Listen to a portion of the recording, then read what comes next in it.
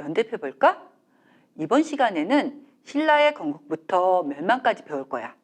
신라가 건국하고 멸망하는 사이에 어떤 사건이 있었나 보자. 자, 신라가 건국한 다음에 어떤 일이 있었어? 고구려가 건국했지. 그 다음에는 어떤 일이 있었어? 백제가 건국했지. 사실 제일 먼저 건국한 나라는 고구려야. 그런데 왜 이렇게 적혀 있을까? 삼국사기에 이렇게 적혀 있기 때문이야. 그러니 역사를 공부할 때 무조건 믿는 것도 좋은 일이 아니겠지? 그 다음에는 어떤 일이 있었어? 석탈해가 즉위했지. 그 다음에는 어떤 일이 있었어? 고구려가 낙랑군을 멸망시켰지. 그 다음에는 고구려가 대방군을 멸망시켰지. 그 다음에는 강개토대왕이 신라에 침입한 왜를 격퇴했지. 왜가 신라에 침입했는지, 강개토대왕은 왜 신라를 도와줬는지 본문을 읽으면서 알아오자. 그 다음에는 어떤 일이 있었어? 나제동맹이 성립됐지. 그 다음에는 극호와 왕호를 정합. 이건 무슨 소린가 하면 처음 신라가 세워졌을 때 나라 이름은 사로국이었어. 그러다 세월이 흐르면서 힘이 강해져서 나라 이름을 신라라고 한 거야. 그리고 최고 지배자의 호칭도 처음에는 거서관, 그 다음은 이사금, 그 다음 마리간이라는 호칭을 쓰다가 이때서야 왕이라고 부르게 된 거야. 520년에는 어떤 일이 있었어? 율령을 반포했지. 그 다음에는 어떤 일이 있었어? 불교를 공인했지. 고구려는 372년, 백제는 384년에 불교를 공인했는데 신라가 많이 늦은 편이네. 그 다음에는 어떤 일이 있었어? 금강가야를 통합했지. 그 다음에는 대가야를 통합했지. 그 다음에는 어떤 일이 있었어? 백제, 고구려를 멸망시켰지. 그리고 8년 후에 삼국 통일을 했지. 제일 늦게 발전했던 신라가 삼국을 통일했다니 대단하지? 685년에는 어떤 일이 있었어? 구주 오소경을 설치했지. 자, 한반도에 이런 일이 있었을 때 중국에서는 어떤 일이 있었는지 살펴보자. 고구려와 백제에서 배웠으니 한나라부터 당나라 건국까지는 더 이상 이야기 안 해도 알겠지? 오늘은 당나라 멸망과 5대 식국을 알아보자. 당나라를 강하게 만든 왕은 당태종이야. 고구려에 쳐들어왔다가 안시성에서 양만춘 장군에게 크게 패한 당나라 황제를 알고 있지. 그 사람이 당태종이야. 당태종 이후 당나라는 점차 영토를 확장해서 아주 넓은 영토를 갖게 되었어. 자, 여기 당나라 지도 보자. 지도 보니 영토가 참 넓지? 당나라는 이 넓은 영토를 지키기 위해 국경지대마다 군사들이 주둔하도록 했어. 그리고 이들을 다스리는 대장인 절도사를 두었어. 그럼 국경지대마다 절도사가 있겠지? 나라의 힘이 강할 때는 절도사들이 황제의 말을 잘 들었어. 그런데 나라의 힘이 약할 때는 어떻게 했을까? 자신들이 군사력을 가지고 있으니까 황제를 잘 따르지 않겠지?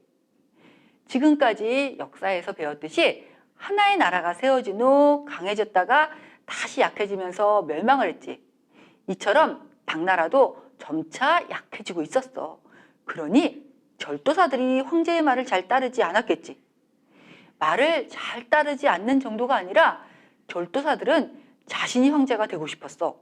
그래서 결국 당나라를 멸망시키고 절도사 주전충이 나라를 세웠어.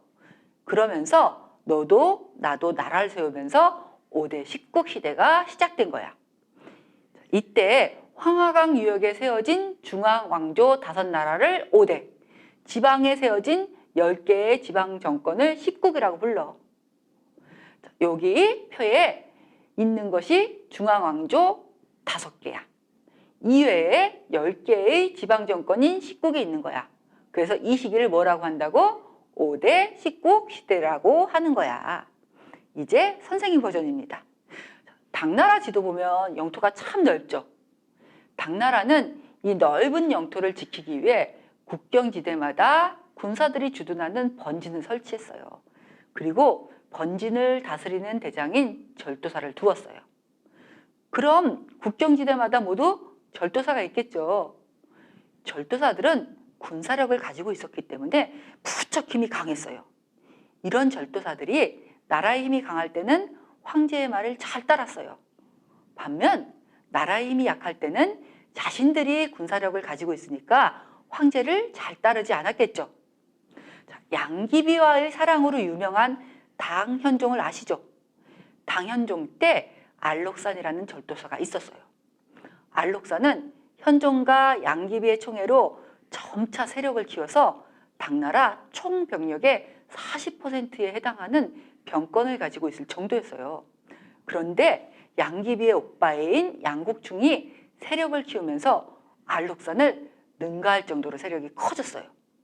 결국 들은 황제의 총애를 다투는 사이가 되었어요. 근데 양귀비에게 눈이 먼 현종이 누구를 더 총애했겠어요? 총애 다툼에서 밀린 알록산은 양국충의 꼴이 보기 싫었던지 난을 일으켰어요. 알록산이 낙양과 장안까지 점령하자 현종은 황실 직계가족과 양귀비를 데리고 야밤에 도주를 했어요. 그런데 호위병들이 반란을 일으켰어요.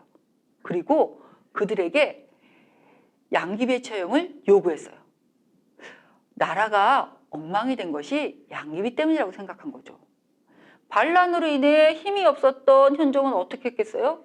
눈물을 흘리면서 환관에게 죽도록 사랑했던 양귀비를 처형하도록 명령했죠. 양귀비는 죽고 현종은 태자에게 황위를 물려준 다음에 피난을 갔어요. 그러자 군인들은 당나라를 위해서 알록산의 군대와 용감히 싸웠어요. 하지만 워낙에 알록산의 세력이 컸어요. 그래서 알록산의 난을 일으킨 지 8년이라는 세월이 지난 다음에야 평정이 되었어요. 나는 평정했으나 앞으로도 또 이런 일이 안 생긴다는 보장이 없죠. 그러니 절도사들의 힘이 커가는 것을 막아야겠죠? 그래서 왕실 소속 군대를 늘리기로 했어요. 게다가 알록산의 난을 평정하기 위해서 돈도 많이 필요했어요. 그러면은 나라의 돈이 많아야겠죠? 그래서 나라 재정을 확보하기 위해 소금 전매제를 실시했어요. 소금 전매제는 큰 성과를 거둬서 당나라의 재정 문제를 많이 해결해 주었어요. 하지만 평민들에게는 큰 타격이 됐어요. 소금 같은 생필품은 정부에서 일방적으로 가격을 올리면 서민 생활이 힘들어지죠.